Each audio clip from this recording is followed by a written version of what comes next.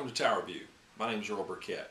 I'd like to share a video with you today from a partner of ours, INSUREtrust, that offers cyber liability coverages, and we work with them to provide those coverages to our organizations. I'd like you to pay close attention to how easy this data breach that they talk about happens. I also like for you to think about how it may impact your organization if something like this would happen on a much smaller scale. The data breach that they're speaking about happened on a very large scale and will be quite costly, I'm sure. So just take a few moments, watch this video. It's a little bit longer than we normally produce, but I thought you would get a lot of good information from it and be able to evaluate your organization and the situation that cyber presents for you. So let's join the folks from INSUREtrust now and watch this video.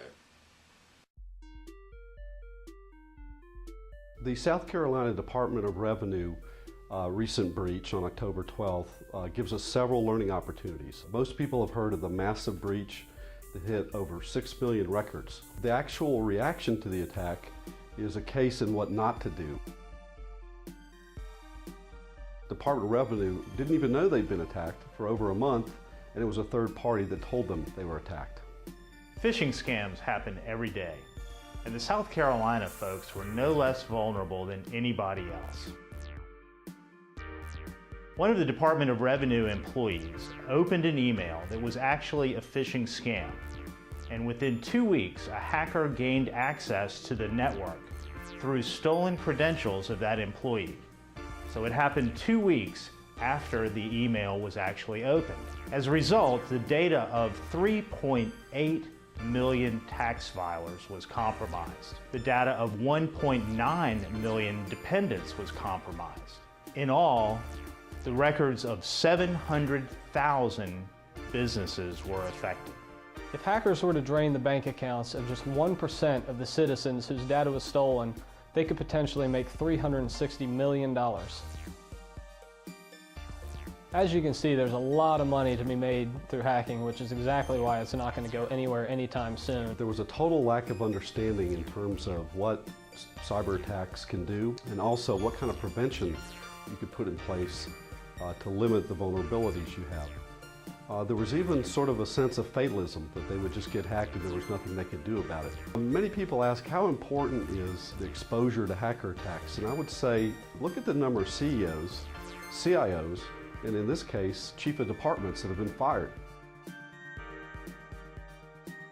Employees really need to be educated about phishing scams and other scams that come across the internet, maybe on emails and maybe in other ways. A lack of dual authentication at the Department of Revenue allowed easy access to the Department of Revenue's secure database.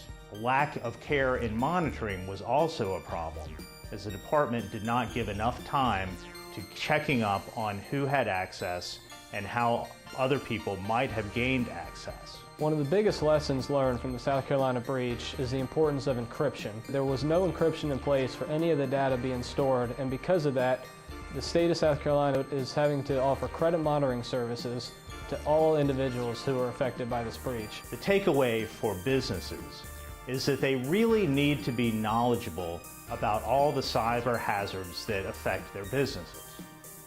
One step, but not the only step, to securing a network is to shore up security protocols, access and firewalls, and other IT security measures.